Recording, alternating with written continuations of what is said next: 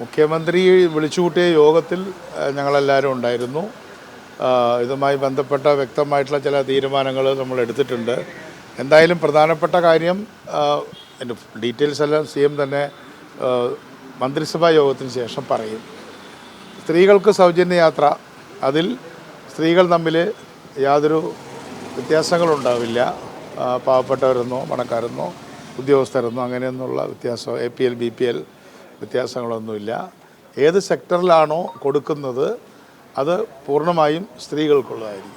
അതുപോലെ തന്നെ ട്രാൻസ്ജെൻഡർ പേഴ്സൺസിനുള്ള അതും ഇതിന് കൂടെ കൊടുക്കും. ആശങ്ക KSRTCക്ക് വേണ്ട. അത് കൃത്യമായൊരു മോഡൽ തയ്യാറാക്കിയിട്ടുണ്ട്. അത് ഫിനാൻസ് സെക്രട്ടറി അതുപോലെ തന്നെ KSRTC MDയും ബന്ധപ്പെട്ട ഓഫീസർമാരെല്ലാം ഡിസ്കസ് ചെയ്യുന്നുണ്ട്.